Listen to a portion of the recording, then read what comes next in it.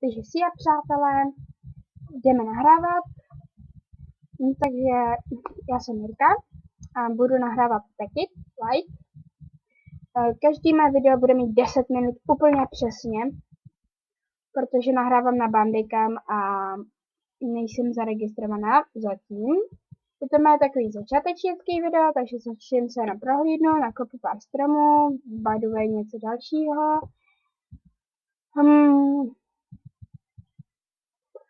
Chtěla bych, aby to aspoň ti, co neumí, aby se na to koukli, aby to... První moje věc, co udělám, je, že si vyrabuju tuhle česku, doufám, že v ní bude nějaká sekirka. Je tu trikapitátor. Aha, a mě nejde otevřít truhle. Fajn, takže to si ještě chvilku počkáme. Vytráme nějaké kytičky, nechápu, když se padá, ale fajn. No konečně. Takže máme tu, jo, dokonce 9, jo. Já se musím to snížit. No tak asi nic. Tak to prostě bude trochu cikat. No tak už to necítá. Takže dřevěnou rozbijeme si tady bedničku a já jsem měla v ní vřízit. A tato slepice nám tady boří. Slepice vždycky za všechno můžu. A tady slepice boří stromy. Já to věděla. No prostě je slepice, že jo? Co končíte, ne? No, takže očekávám, že za chvilku. To je tak pro úvodku bude všechno. Já se to tu radši nechám.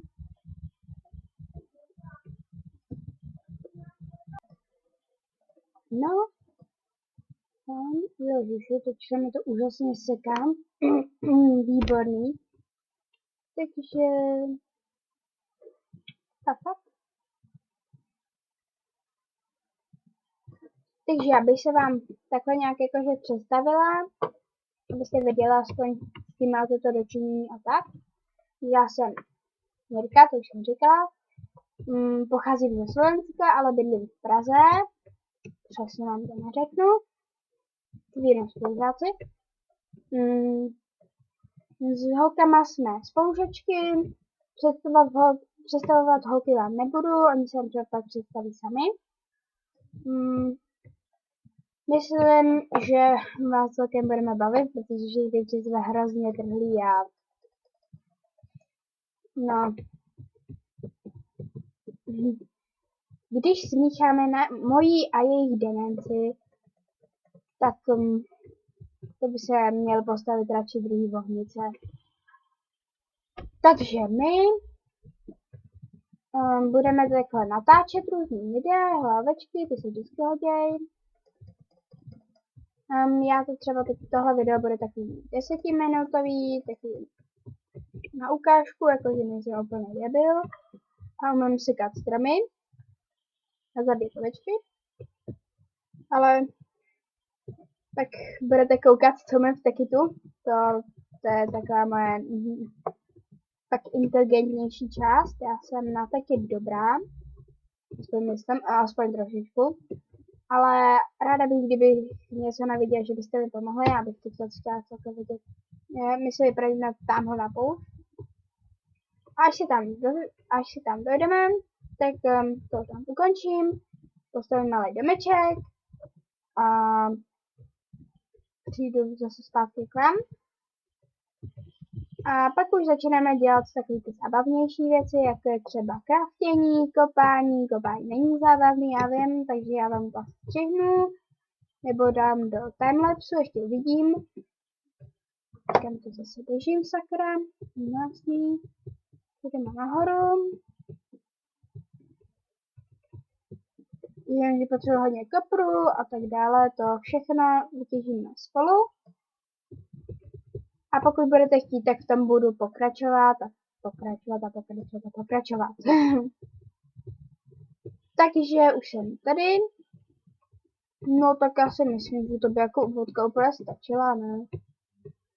Nepotřebujete tady nějakou půlhodinovou rozhovor o tom, co taky light znamená, jako je to vlastně spíš, nejsou tady zvířata, je to spíš o různých elektrických věcech a prostě tak. Jsou tady různé drtičky a kopací stroje a těžící želvy a tak a prostě to si už necháme na příště.